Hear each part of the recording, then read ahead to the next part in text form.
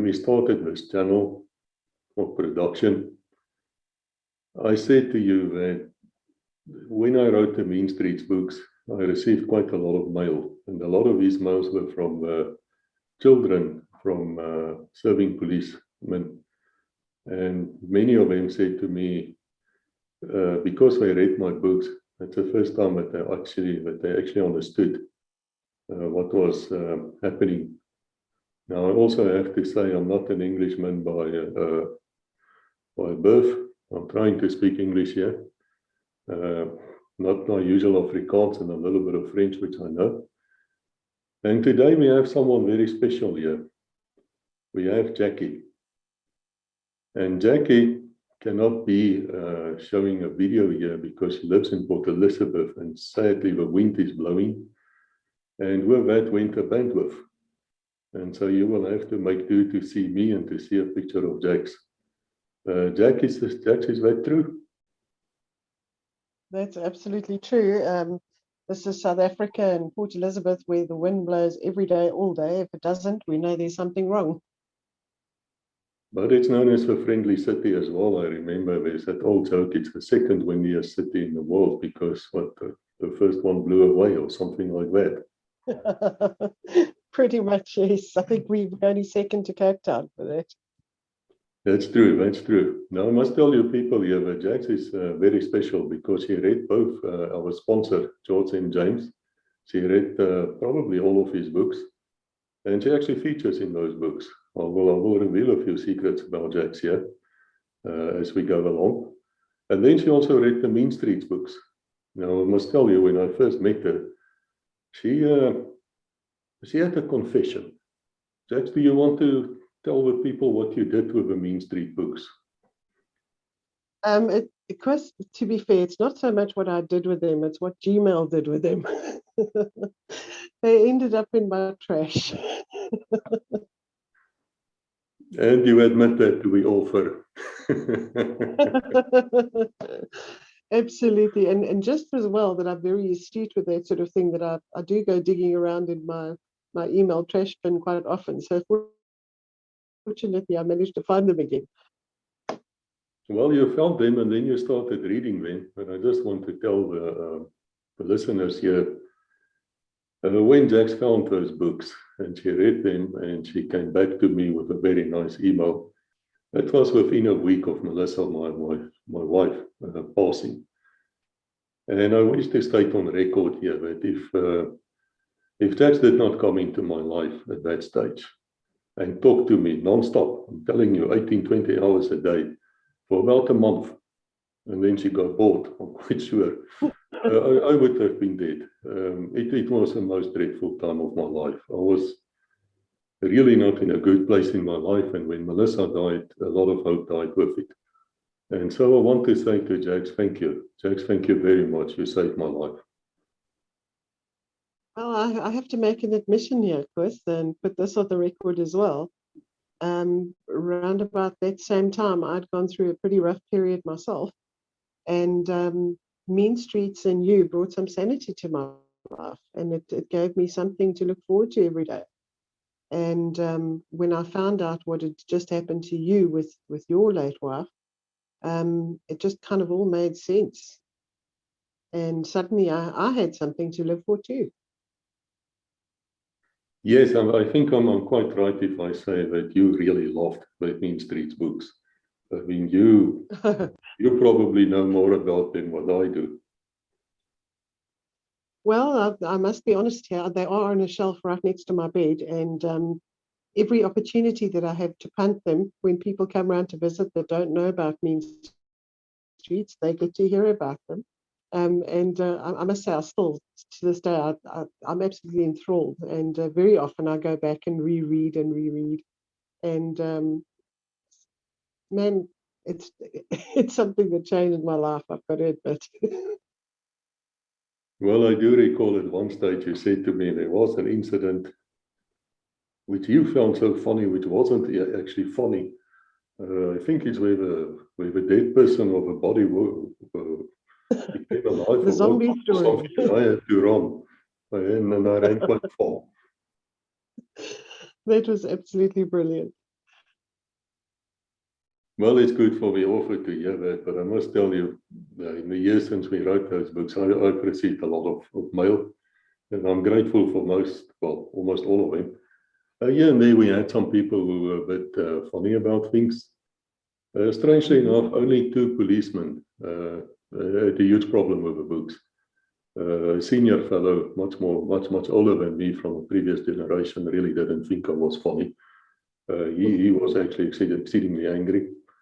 And then there was one who was my age, and he wasn't that angry. He was just not agreeing with everything. I think he thought that the parts which is actually true, and most of it is true, as far as I remember. He thought I was plainly, using the flying squad method of stating something which is probably not as true as I say. But besides those 2, the feedback was very good from the South Africans, from the former policemen, and especially from the children and the wives. And I'm very grateful for that. I must tell you also, Jax, for an author, it's a lonely road. When you put that book out there, any book, it's like a baby. It's like your child which is going into the world, and if your child gets attacked, of course you feel bad about it. So when we receive letters like yours, it's just fantastic. I'm glad to hear that. I must say, I do understand that as well. I'm quite a writer myself, or I like to see myself as one. Still haven't finished my 2 books that I'm busy with. But I do feel the same way. If I write a poem and it's not well received, it's heartbreaking sometimes. You can't, it's something that has been born out of your experience and your mind, and to have somebody reject that or to put it down is difficult. I see it as a personal attack in some ways, and it can be difficult to deal with. Yes, especially when those people putting it down wasn't even there. And yet they are these keyboard warriors. But that reminds me, that's why I really have Jax here. She's closely connected to the police. That's why she's on this channel, the police one, and we'll probably put her on the other one as well. This little clip. Jax, you have saved more lives in the last 20 years, I would say, than most people. Sure. It's difficult for me to actually even get my head around that sometimes. As you know, I'm a person who likes to give. I'm a giver by nature. And I've tried so many times to explain this to people in the past. It's so difficult for me to accept praise. I think probably because of my psychological makeup and my background as a child. But I do go to bed and I do sleep well at night because I feel that I've given something back. And I don't see myself as a hero by any means of the imagination. But I do have a sense of I'm doing what I was taught to do by my mom, who was an incredible humanitarian. And I just feel that this is my way of giving back a little bit. Well, you've been giving back more than most. Tell me about your Pink Ladies organization. And we're going to flash the addresses here. And I want everybody listening here to go to that website and learn it by heart. Because if your child ever disappears, or someone close to you, or not even that close to you, these are the people you contact. Thanks, Chris.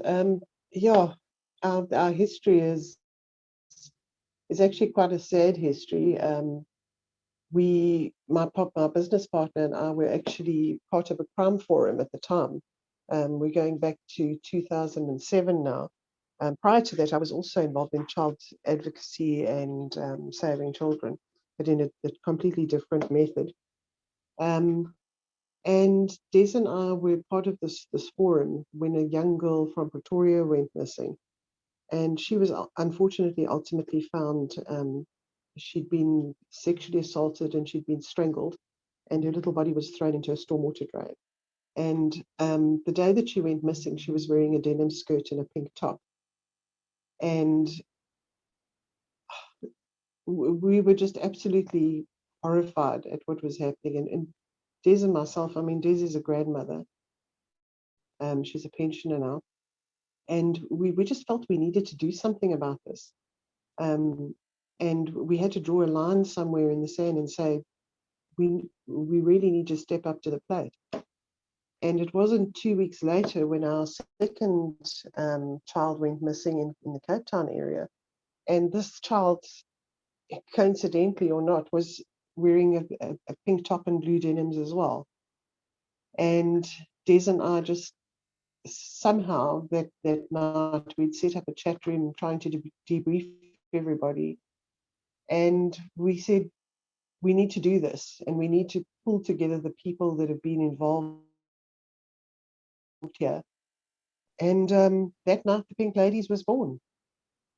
And we then went on to set up a website and slowly worked our way up and developed relationships with all the right people.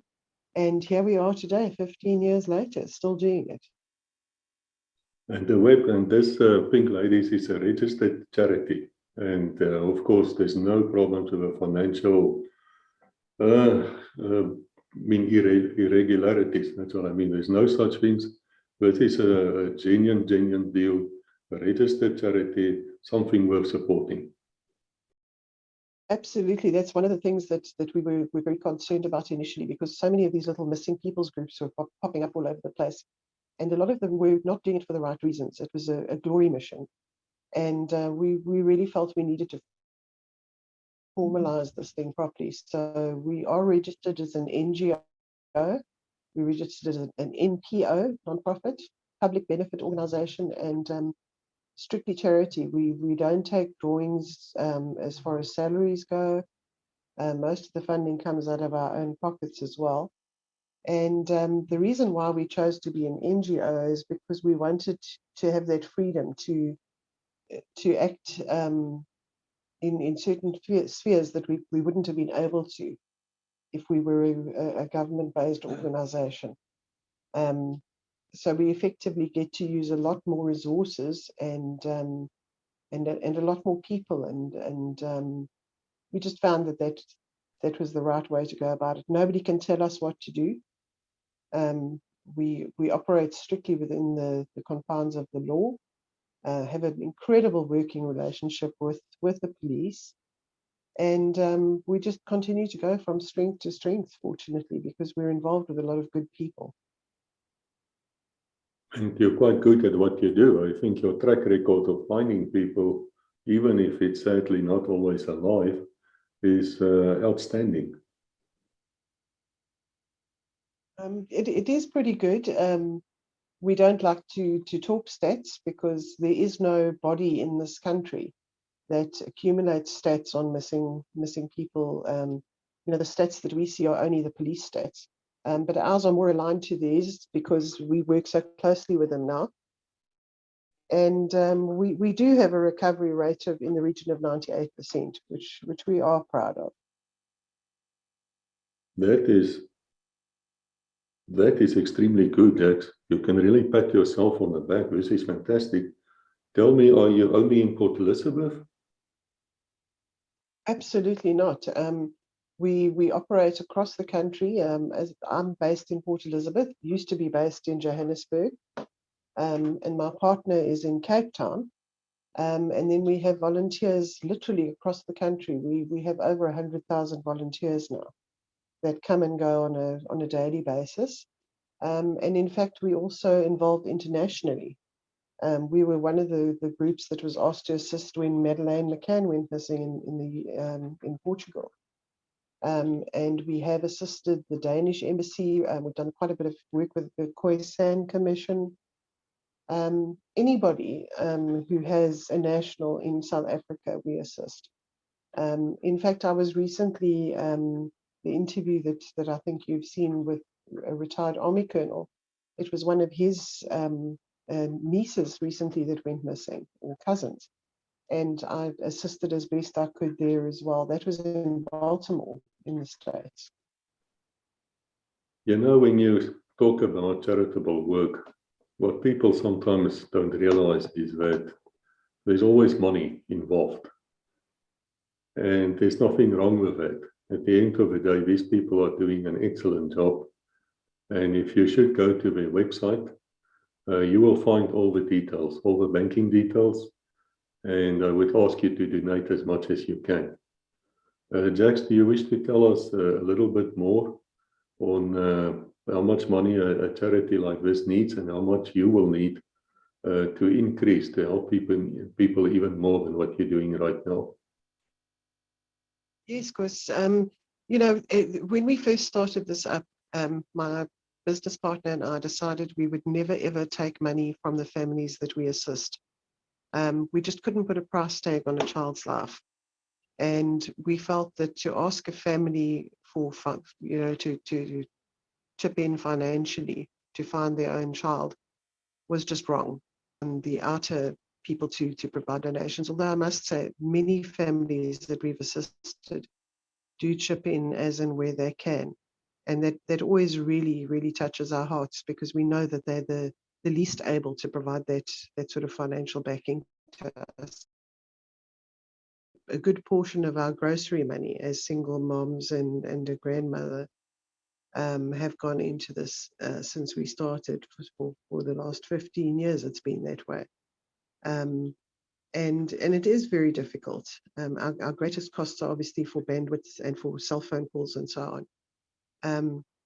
And I hate asking, because I'm a giver, but anybody who is able to contribute would make such a difference to people's lives. There can be no price tag put on a child's life. There just is no ways about it. And that's... Of course, it can happen to anybody. If people think that only poor people from the rural areas, or perhaps from the traditional poor areas in South Africa or anywhere in the world, can disappear, we are sadly mistaken. People can disappear from any walk of life. Absolutely. I mean, we have people disappearing that have come down to Port Elizabeth on holiday. People from the United States. People from Denmark. We've assisted in all sorts of cases, and it doesn't matter what your color, creed, or belief is. Yes, you help everybody. It doesn't matter to you whether it's white, pink, black, or Muslim or Christian or nothing. It doesn't matter to you. There's somebody missing, and you're standing up and you're doing something about it. Absolutely, absolutely. And as a mother whose own child, one of my children, went missing, all I can say is thank goodness that I had the knowledge that I do, and that my partner and I were able to jump in quickly and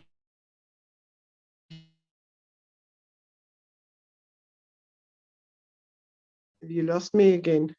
Yes, I lost you where you said you and your partner jumped in to find your own child, which is, Yes. I must say, must have been a horrible experience to a mother as well. It was indeed, but thank goodness I do what I do, because I knew how to react, who to contact, and within 4 hours we had my child back at home. Well, I'm happy to hear that, because now you're going to tell everybody listening here what to do. Well, the first thing that anyone does if a child goes missing is to do what they call a 5-point search. You search in all directions from the point where the child went missing physically. Obviously, you don't take hours and hours to do it, because your first hour is what they call the golden hour. And with every minute past that hour, there's an increasing risk of never finding their child again. Then the next thing you do is report to the South African police. Open a case, fill in our forms, and we will then get that child's face out there and into the right places. One has to remember, with the new legislation in South Africa, it's actually illegal to publish a child's photograph when they're under purpose. It enables us to do that, which is why it's always very important you know, I see so many times when a child goes missing, a parent panics, puts the child's face on Facebook immediately, very, very often with very scant information. And they don't realize that they're making their child a target, because then everybody out there knows that this child is out on their own and they're unable to fend for themselves. It has to be done in a very controlled fashion and strictly to protocols. And in the event of a child under 18 being involved, the FCS, Family and Child Services, which is what is now overtaken the old CPU, Child Protection Unit, have to be involved. It's protocol. There is a standing operations protocol for that, and it has to be followed to the letter. It's very, very important. Okay, and the police knows this, because we've heard these horror stories of the police just flatly refusing to do anything unless the child's missing for 72 hours. Absolutely, and that terrifies me and horrifies me every time I hear it as well, which is one of the reasons why, if you have a look on our website, in the area where you can go to report a missing person, that's one of the first things that we tell people. Unfortunately, there are some, I really don't want to knock the police, because we work very closely to them, you know, with them, and without them we'd be lost. But there are people out there who don't know that this is an absolute fallacy. It also doesn't apply to an adult, believe it or not. It was a myth that was born out of the USA, we believe, and for some reason people latched onto it and they believe it. It is absolutely untrue, patently untrue. The moment somebody is missing, obviously depending on circumstances, you've got to be wise about that. You don't have a person walk out of a room and they don't come back for 10 minutes and you panic and report them as missing. But you've got to look at the entire circumstance. You've got to look at the big picture. If a child goes missing, a child under the age of 18 years old is a creature of habit and comfort. And for them to leave anywhere on their own accord means there's something wrong at the place that they were at. And you've got to take that into consideration.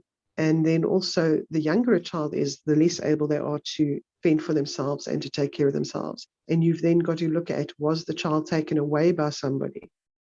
There's so many different circumstances and different variables that you've got to be alive to all at the same time. Okay, that's I think is crucial information, because you know there's so many of these myths and things out. I recall in my police days, it's also in Wing Streets. I was there at the Van Rooyen story, probably one of the more famous pedophiles in South African history, and we had absolutely no idea about what was happening. I'm not going to repeat the story. You can read the books. I think it's in Wing Streets 2 or in Gewetenlose Strate. And years later, I've heard somebody saying that they think that the police actually covered this up because there was some kind of senior officers involved in this type of thing and so on. And I just exploded. There's no way in the world that the police was involved there. But the sad thing is, I just spoken, I think yesterday or the day before, to my former commanding officer, Colonel Potgieter, who is also in the books. And I said there in the books, those who can remember or perhaps read it, I said, this fellow, when he arrived at where I was, he looked very old to me. Of course, he was 26 years old, but I was 18, and I had to apologize. And he was by far the best policeman I've ever seen. And what he said yesterday, we had an hour and a half interview, and we will have more, because he's got a lot more to say. What he kept on saying to me is, if a policeman doesn't know the law, then it's actually dangerous. That's what it comes down to. That's what he said. You must know the law. And he's very right about that. And the problem which I saw in the police in my days was that we didn't know civil law. We knew everything there was to know about, you know, the small details of the criminal systems, but we didn't know civil law. And anything which smelt of civil law, we just walked away from. And I know for a fact that they also specialized so much in my time that the child protection unit was something on its own, and they did very well. And it was a job I didn't want because I just couldn't bear it. And I want to tell the people listening here, this is not Hollywood. Folks, let me tell you something. When you see a child which was raped, and I know I'm using strong words here, there's smell, there's blood, and normally your eyes looks like something which you've seen in Vietnam or someplace, you know, that wide staring eyes. Once you've seen that, you will never forget it. And I will also never forget standing in a mortuary, and the doctor was doing the post-mortem. He said to me, from a scientific viewpoint, it's very interesting how small the body parts of a child is, even though it's fully developed in a sense. It's just small. It's functioning, but it will grow, of course. But then you realize how great a gift life really is. And I get furious when I hear about this type of abuse. And I cannot stress it enough that people like you, Jax, who stand up with your organization and everybody helping you, you are heroes. I don't care who says what, you can deny it. But I think for those you saved and those you will still save, there is no greater hero. I really appreciate that sentiment. And I must say now, as an adult, when I look back at some of the things that I went through as a child and that some of my very close friends went through, I wish there were people like me at that stage, because we could have saved a lot more children.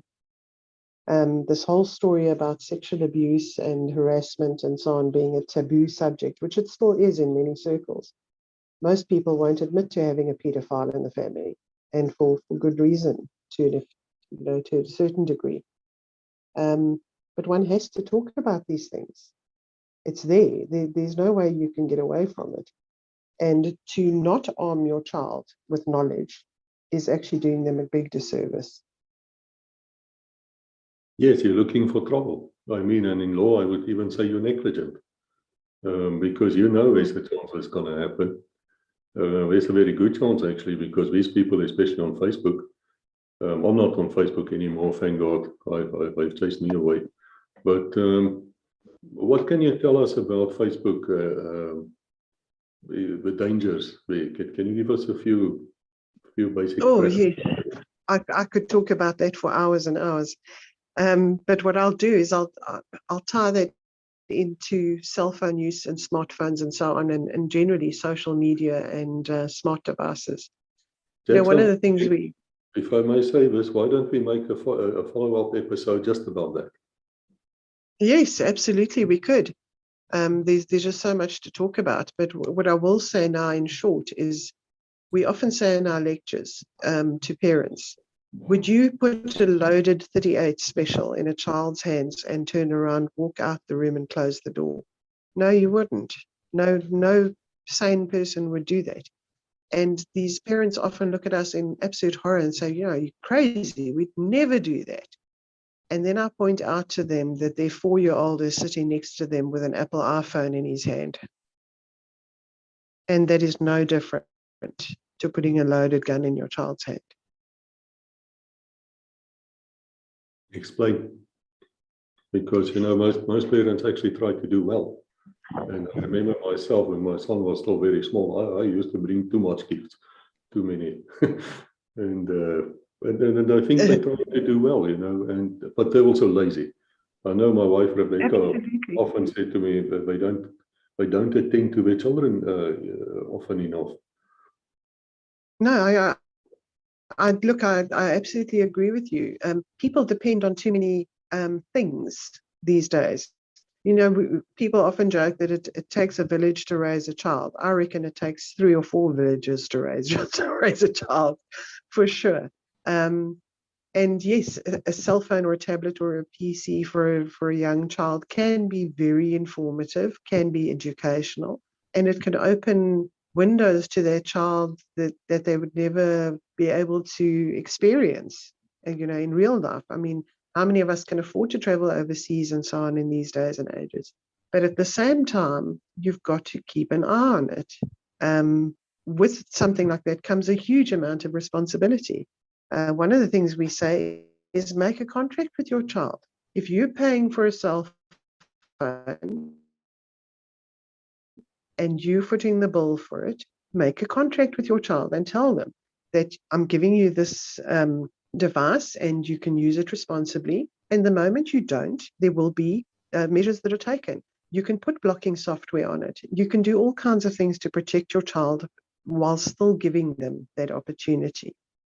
And one thing we often say to parents is, you know what, stop being your child's friend. You're not there to be their buddy.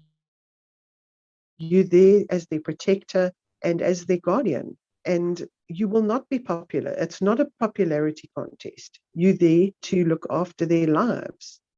And if you don't, you can only look towards yourself for what happens at the end of it. I'm not sure they want to hear this. Absolutely. And I tell you, it's a very hard lesson to learn. We spend, I would say, as an organization, we spend at least 25% of our time educating people. Look, I'm not the greatest mother out there. I've got 3 children. I had to learn very, very hard lessons on my own, bringing them up as a single parent. But people need to educate themselves. You know, in the old days, we used to have handbooks, you know, that new moms and dads were given. People don't take notice of things like that anymore. They kind of wing it as they go along, which, look, I'm not knocking single parents by any means. But if you have the opportunity, reach out and get help with your children as well. If you feel like you're backed into a corner and you don't know how to deal with a situation, speak to people. Don't keep it quiet and just hope it's going to come right, because it's not. Raising a child in today's world is fraught with all kinds of dangers. And there's nothing wrong with asking for help. Okay, I tell you what, let's carry on with this one. And then we're going to make one on Facebook. And we're going to go into detail there. And it's going to be a lot of information, I think, which will come out in that one. That sounds great. Then I wanted to just carry on here with the books, because you are one of those strange people, peculiar, I would rather say, myself also included, who not only read my books, but you also read my friend George and James's books. I did. I must admit, I haven't read all of them because I do have a little bit of a busy lifestyle taking care of the world's children. But if I want to get lost in a world that I absolutely love, all I've got to do is pick up one of those books. Yes, and it's quite insane, you know. He did write a book once a month for about 4 or 5 years. And these books were 500-600 pages. I don't know how he did it. He must have been, I don't know, something wrong with him. But I do know, Jax, that you feature in those books. And the GMJ readers here will know that there's often a ski boat, which the characters use in the series.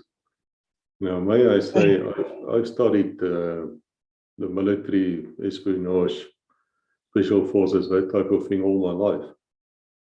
And this is probably the closest thing to reality you can get, because this guy just talks with such authority. And inside those books, he's got a ski boat, which they call the Pink Slot. But that's not the actual name of it. It's more a term of endearment. In the books, they also say it is actually called Pink Lady, and they say it is called after charity, which they support. And here we are. This is Jax and the Pink Lady, which is featuring in those books. And it's an absolute honor, believe me. Yes, and then the characters in those books have twin daughters, Liz and Udette. And it just so happens that this Jax has got twin daughters herself. This is true, and I have a son that features there too. Yes, there's a son who acts as, I think, the aircraft mechanic for the main character, Angelique Dawson. And yeah, that fellow is also there, just like Tom's. Yeah, I think it's absolutely fantastic.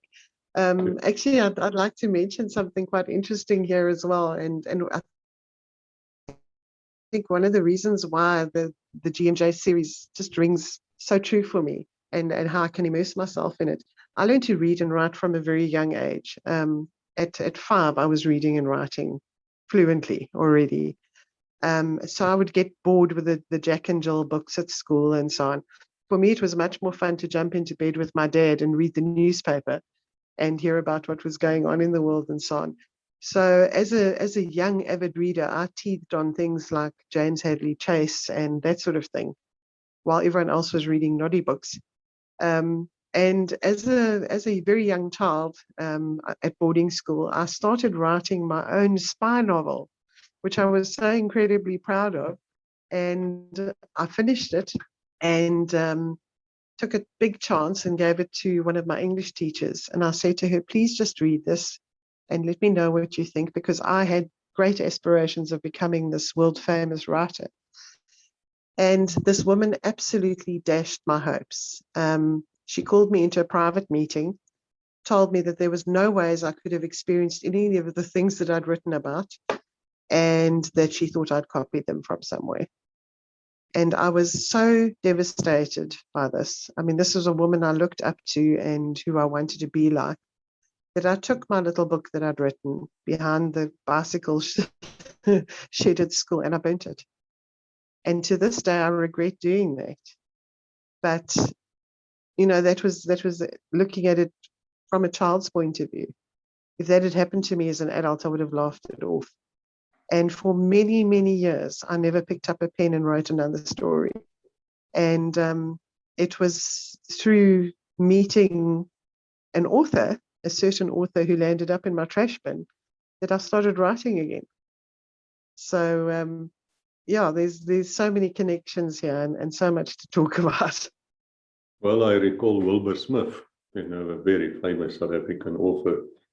Even though I think he was born in Zambia or someplace, but let's call him South African, Wilbur Smith. I loved his books right in the beginning. Later on, they became a bit strange to me. But Wilbur Smith once said something like this. I'm not quoting him verbally, but he says his teachers were such morons that they didn't realize they've got a Wilbur Smith there sitting in front of them. That happens. I love that. Actually, talking about Wilbur Smith, my favorite was Eye of the Tiger to this day. I've reread that book so many times. Yes, I think I've read many of his books many times. That makes us perhaps a bit different, Jax. We don't read the book once. I do get letters from people who say they've read my books 10 times, and I wonder to myself, man, I haven't even read them that much. Well, it's good to hear. So once you're ready with your books, I mean, I know your background, of course, so we will, that's a fascinating story which is coming out there. I must tell you, fellas out there, this woman is also an umpire cricket umpire. Oh, that was many, many years ago, but that was born out of a teacher telling me that I was a girl and that I couldn't do woodwork at school. So I chose to be a cricket umpire for the school instead. Well, I have to say that you were a rebel. Somewhat, but a rebel without a clue many times, I think. I think in the last Mean Streets books, Mean Streets Free, the jokes, we describe a cricket game there between the police and the locals. Man, I can tell you, I've seen some criminals in my life, but we had to cheat tremendously to win that game. But you can read the story yourself, it's quite funny. Let me tell you that number 3 of that series was it's just incredible. That is one of my most used books. I think it's the tattiest looking one of the whole lot because it's read the most. And I'll have to send you a new copy soon. That's a problem of those books, sadly, because South Africa is so far away from where they print them. It's really expensive to get those books in print form in South Africa, and so most of the people would read them, not in paper. No, I don't like paper anymore since Melissa, my late wife, gave me a Kindle. But I have to say, there's magic about paper. There's magic to open a book and to smell it. It's really nice. Oh, for sure. I was actually going to say that myself now. You know that there's very little to compare with opening a brand new book that you just got from a bookstore or had shipped in through a courier and feeling the pages and looking at the print, and there's just something absolutely magical about it. I'm such a lover of books and history. I'm not really good at history, unfortunately, because my memory is not so great.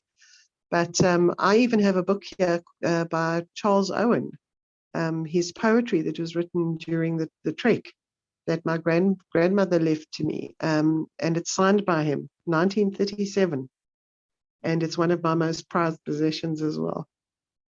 No, yeah, that's impressive. You know, when I had to immigrate and followed my wife to Switzerland, where we still are, and I have to learn to speak the French. Of course, all my books stayed behind. I arrived in this country with a suitcase and a lot of love and a lot of hope, so we're not complaining. But you do miss the old place and you do miss your books. I have to say that.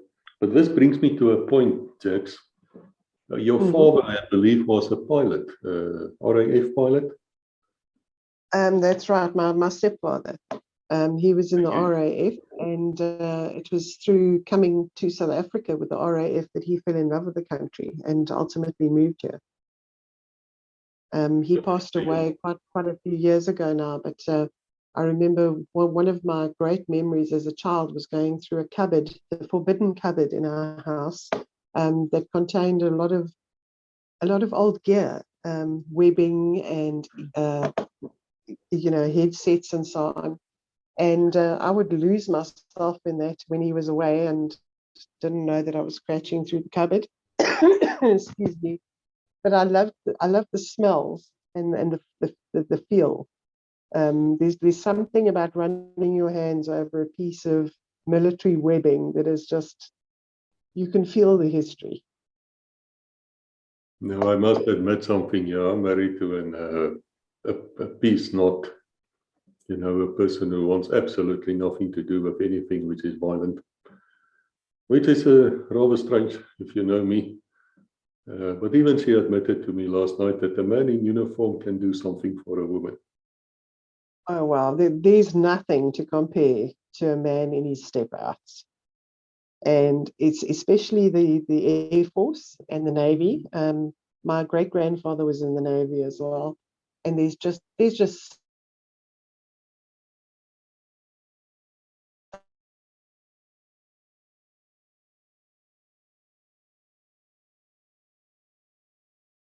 Jax, we lost you when you said your grandfather was in the Navy. Yes, that's right. My grandfather was in the Navy. And for me, there's always been something about a man in uniform, particularly in his step outs. Naval, Air Force. I've got to say that the naval uniform is my favorite. But there's just nothing to compare. An officer and a gentleman. What more can I say? Well, that brings me back to George M. James, who fancies himself as an officer. Whether he's a gentleman, I'm not sure about. He said to me the other day he's going to write another book, number 52 in the series, and will be about explosives. According to him, in around about 2003, 2004, bombs started exploding, perhaps a bit later. And those bombs which are exploding in Iraq could be traced back to South Africa in the way they were built. You know, when you make a bomb, you make it in a very certain way, so you can figure out who's the guy who actually manufactured and who built them. And so he and his gang, his under command of his officer, who later became his wife, they started searching for this. And so I thought to myself, it will be an interesting book because, you know, he will go into great detail into explosives and so forth. But then he said also to me that that book is going to be called after Jax and her mom. You wish to tell us about your late mom? Oh, there's so much I could tell you about her as well. She's known to all of us here in Port Elizabeth as the legend. legend. That was my mom through and through. There's just, when a person passes away, and unfortunately she did pass away in late August last year, that I've actually, this may sound strange to some people, but I've often said, I wish there was something about my mom that was mean, because then I wouldn't miss her as much as I do, because she was just the legend. Everybody knew her. She was just an incredible woman, and it was such a privilege to be raised by her. Even now, as an adult, I cannot remember a single event where my mother spoke to me in anger or was mean or demeaning or put me down in any way. And it was just such a privilege to know her, even just as her child. She was described to me as one of the kindest persons ever. Absolutely. There was nothing that she wouldn't do for anybody she cared about. In fact, and I'll say this with a bit of a lump in my throat, 2 days before she passed away, literally lying on her deathbed, I walked into her room and opened the curtain so she could see the sun outside. And she had the biggest smile on her face that I've ever seen. And, we used to joke with her, even as ill as she was at that time. And I turned around and I looked at her, and I must say I used some 4-letter words, because that was just the open way we used to be able to speak to each other. And I said to her, what the hell are you got such a big grin on your face for? I mean, have you been partying without me, or what's been going on here? And she just looked at me and she said, I'm the luckiest woman alive. And that was her. That was just, it embodies everything that she was. All she was concerned about were the people around her, that they were happy and that they were well looked after. And that was how she was raised. She lost her mother at the age of 12, and her father raised her on a farm. And that was how she brought us up as well. She was a single parent with us as well. But absolutely, the epitome of kindness. If there's one thing I can say about my mom, it's that. Yes, it's by all accounts which I've heard, she was a very, very special person, and we still regret her passing. And I must also say that was in the time of the corona lockdowns. So it was not easy for you to travel there anyway, to go to her. She was on a farm. So you were in our prayers, Jax, even now, today. Thank you. And the a lot of people talk about, I don't know if we can talk about it here and whether it will be published without being censored, because we're not allowed to say the C word, that particular virus is floating around. But a lot of people, after my mom had passed, said to me, is that what she died from? And I said, no, because she didn't. She definitely didn't. But in a sense, it caused her death, because she'd had quite a bad fall just before she passed away, and she'd fractured her spine. And she refused to go to hospital because she knew we would not be allowed in with her, and that in all likelihood she would never see us again. And she elected to spend her last 2 weeks at home, in the comfort of her own home, surrounded by her friends and family and her animals. And that was her ultimate sacrifice. At the time, we didn't see it for that. And it was extremely sad watching her lose her battle. But the great thing that I can take away from it is that she did it for us. She wasn't thinking of herself, because that was the type of person she was. I don't think she was afraid of anything except the fact that she wanted us to be okay. And she knew that if she went to a hospital and we didn't see her again, it would leave a tremendous hole in our lives. And that was her ultimate sacrifice to us. And if you say us, you include your sister, I presume. Sorry? When you say us, I mean you're including your sister here. I know you have Absolutely. My She's- sister lived with my mom on the farm for the last more than 10 years, and she she was a daily part of looking after my mom and taking care of her. And you know, some people might have seen that as a burden. I know for a fact that my sister for the last 10 years was afraid to leave the house for more than 15, 20 minutes at a time because she didn't want to leave mom alone. And when it came time when my mom had passed and Nikki was able to um, take her first excursion on her own, to go down to the shop or whatever, she looked at me and she said, you know, this feels so wrong. I shouldn't be leaving the house. I need to be here. And it feels so strange that I don't have to be here anymore. Um, everybody that was there, my stepdad, even my mom's carer, is a wonderful Zimbabwean woman, was so devastated by my mother's loss. And a funny story there is the day after my mom passed away, obviously we were sad and grieving, but there was so much good to talk about. We were laughing. We were talking about things that my mom had said and how she used to behave, and she was such a ball of fun. And this poor woman, Laura, looked at us and said, how can you be so happy? Your mother's just died. And we had to explain to her that we weren't happy that she died. We were happy because she'd left so much happiness behind for all of us. Well, you know, that shows probably the meaning of life, that you are actually a legacy in the way you lived. I don't think there can be a greater honor.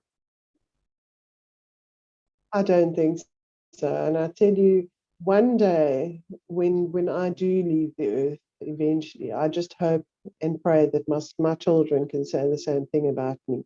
To me, that would be the biggest honor that anyone could ever bestow upon me. Well, I'm sure that when the book comes out of a GMJ, then at least the names will perhaps be part of history for a while until people stop reading the books, of course. But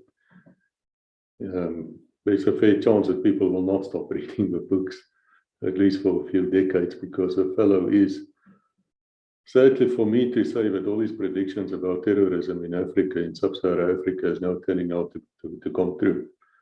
So he must have had some insight which we didn't know about.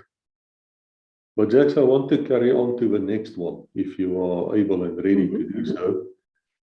Yes.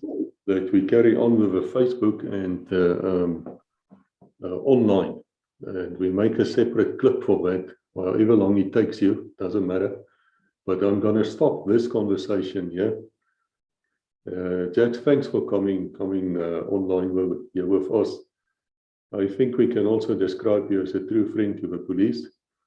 I've never heard you say anything bad about them. In fact, you were always saying to me that we are too quick to judge them, and that there's a lot of detectives and policemen and women out there who's doing sterling work.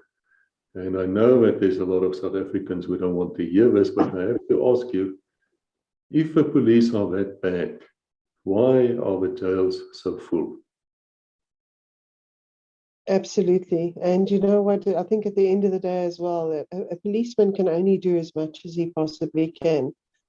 I have sat down with members of the fire squads and with the family and child unit, and I've seen the tears and the absolute desperation in the eyes of police officials when they know that they've worked on a case for years, literally, and it gets to court and is thrown out for whatever reason, or the perpetrator gets off on a lighter charge after all the work and what they've put into it.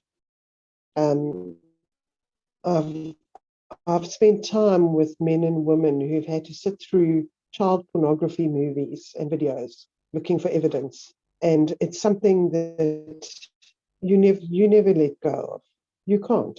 And to go through that only to have a legal system that betrays you, it's got to be the ultimate betrayal for the victims and for the people who try to bring those people to book.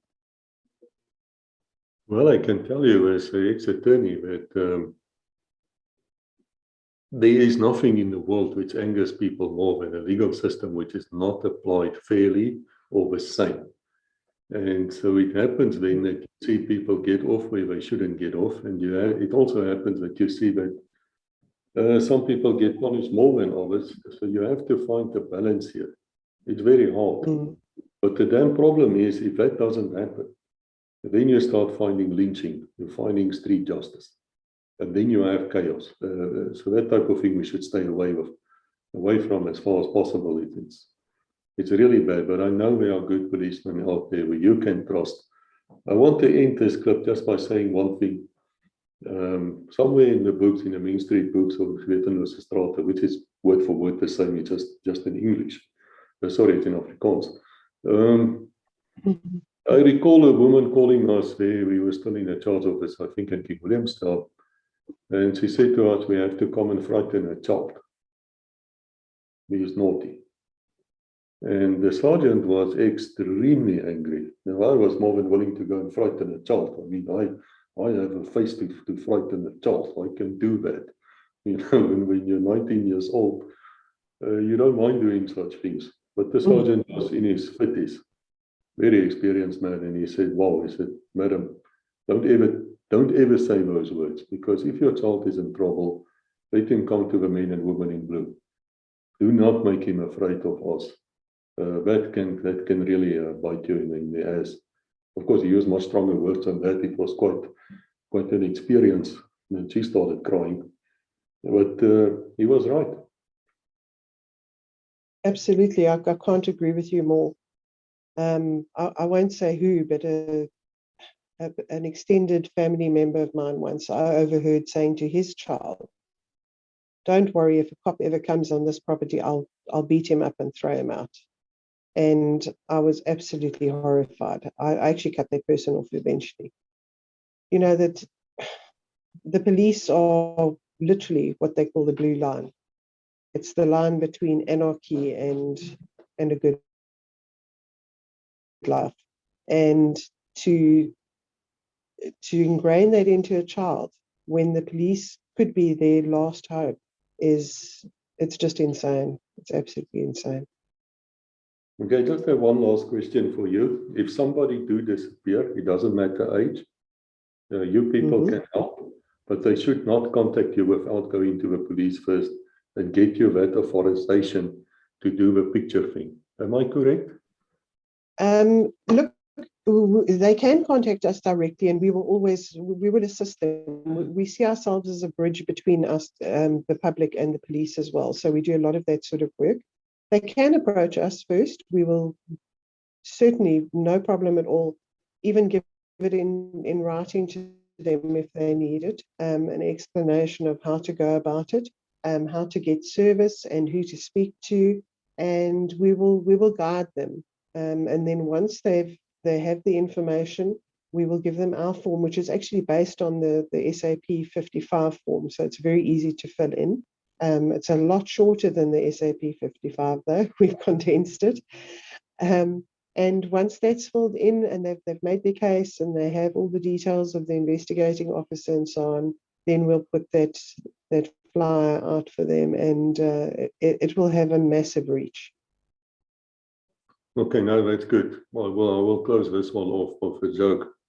You know, as a young constable, the sergeant was a frightful man. He calls and he says, you, go and get me the SAP 1000. Now, okay, in the police, everything has a number. Even you have a number. Your police dog have a number. Your bicycle has a number. Everything's got a number. So it's the paperwork too, you know. And so, so I thought to myself, what the hell is SAP 1000? I've never heard of it. I don't even know it or what I. And I searched. And later I walked into a more senior fellow and I said, listen, you boot, I need to know what's SAP 1000? And he says, toilet paper. Brilliant. I went to search for it to clean the fingerprint, you know, the fingerprint of our hands. And that is possibly the most important document you will ever find in a police station.